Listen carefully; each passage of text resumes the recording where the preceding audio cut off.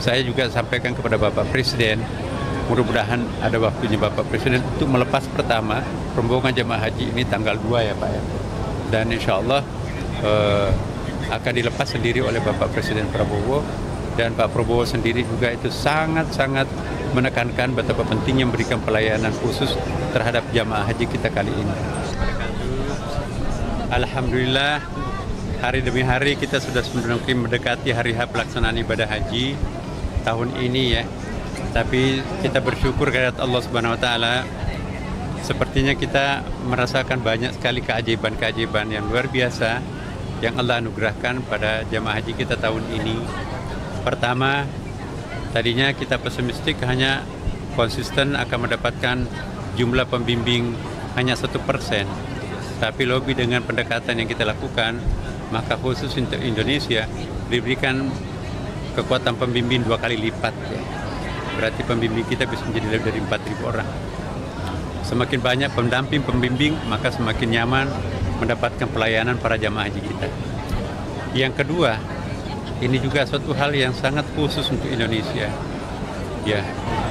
Jadi kebijakan Saudi Arabia hanya 7% yang diberikan hak orang yang berumur 70 tahun. Sedangkan orang yang 90 tahun ke atas sudah nggak bisa lagi menunaikan ibadah haji. Kenapa? Karena faktor umur.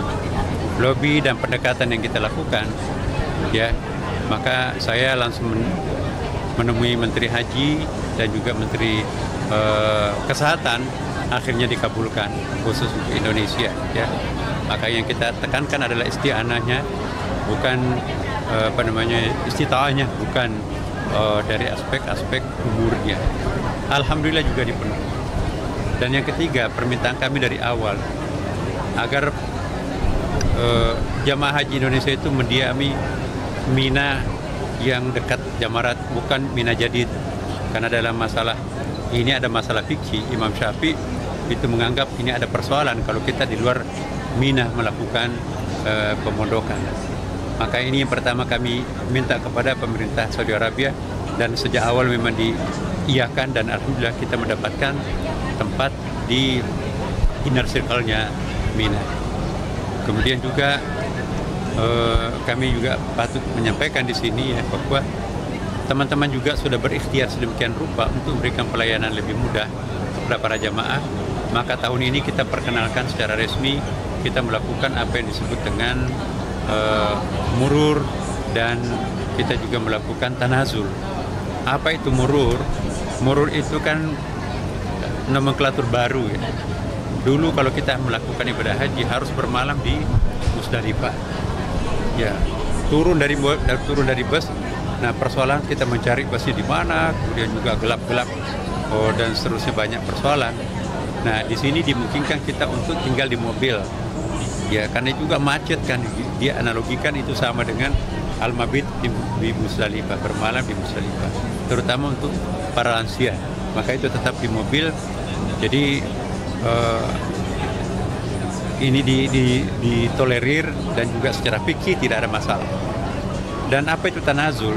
Tanazul itu artinya tidak lagi mutlak seseorang jamaah itu harus nginap di tenda yang sudah tersedia di Mina, tapi itu bisa nginap di hotel, karena jarak menuju ke kemah mereka itu lebih jauh kadang-kadang daripada pergi ke hotel mereka. Nah, itu perjalanan 1 kilometer atau 1,5 kilometer sudah sampai di hotelnya. Di hotel kan lebih enak tidurnya mungkin daripada di kemah.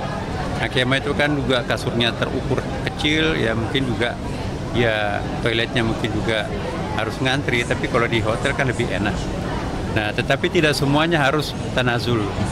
Nah, kita mungkin hanya ya kurang lebih 40 sampai 50 ribu jamaah yang kita akan melihat siapa yang prioritas, itu yang akan melakukan tanazul.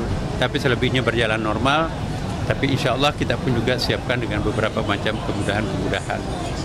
Nah, persoalan catering makanan kami juga sudah berupaya sedemikian rupa ya, bagaimana supaya memberikan pelayanan yang sesuai dengan seleranya jamaah, selera Indonesia ya.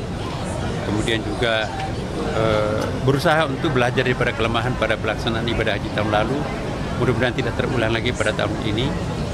Dan insya Allah ya kami manusia biasa tentu juga punya keterbatasan. Kemudian juga dari segi bus yang akan mengantar jemput jamaah ini pun juga kami punya antisipasi, ada opsi-opsi tertentu. Saya bersama teman-teman itu tidak hanya menggunakan the only one option. Kami akan membiasakan lebih dari satu opsi untuk mengantisipasi persoalan-persoalan itu jika itu muncul. Sehingga kalau ada persoalan muncul jangan lama dan jangan berulang. Nah, kemudian menyangkut masalah hotel. Hotel pun juga memang ya mungkin ada yang kebetulan sedikit agak jauh tapi masih di bawah beberapa kilometer, 4,5 kilometer ya ke Masjid Haram. Tapi seperti tadi yang saya sampaikan di pengarahan ya, yang namanya keberkahan Mekah itu bukan hanya di pelataran kota, pelataran Ka'bahnya, tetapi semua tanah haram itu adalah sama persis, insya Allah. Nah, kemudian juga yang terakhir ya, transportasi pesawat kali ini kita juga punya pilihan lain. Misalnya kita melibatkan Lion juga, tapi Lion itu konotasi hukum internasionalnya itu sama, jangan mengasosiasikan dengan cerita-cerita orang tentang Lion ya kan.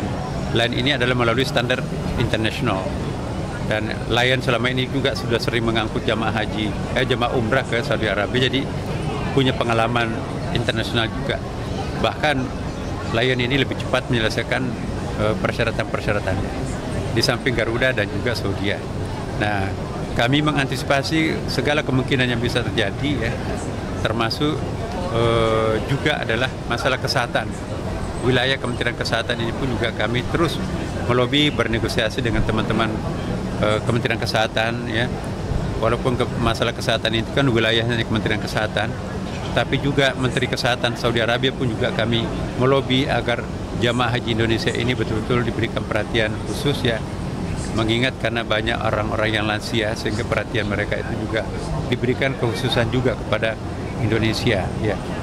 Dan saya kira itu secara umum, insya Allah saya juga sampaikan kepada Bapak Presiden, mudah-mudahan ada waktunya Bapak Presiden untuk melepas pertama rombongan jamaah haji ini tanggal 2 ya Pak ya. Dan insya Allah akan dilepas sendiri oleh Bapak Presiden Prabowo, dan Pak Prabowo sendiri juga itu sangat-sangat menekankan betapa pentingnya memberikan pelayanan khusus terhadap jamaah haji kita kali ini. Ya, berkali-kali Pak Presiden itu mewanti-wanti kepada kami penyelenggara agar jangan ada keterlantaran jamaah. Tapi kami sudah berikhtiar sedemikian rupa, kalau seandainya para jamaah haji nanti ada case-case tertentu, ya saya mohon maaf karena kami sudah berikhtiar sedemikian rupa ya.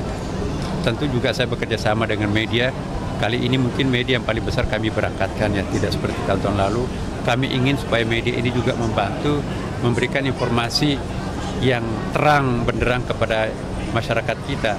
Jangan dari media-media yang mungkin tidak jelas, bahkan kadang-kadang juga ada fitnah dan sebagainya. Mari kita percaya kepada media yang formal yang kami undang secara resmi. Dan sekali lagi, ini atas kerjasamanya teman-teman para media semuanya ini, maka insya Allah kita akan menggapai tujuan kita bersama. Saya kira itu yang sangat penting.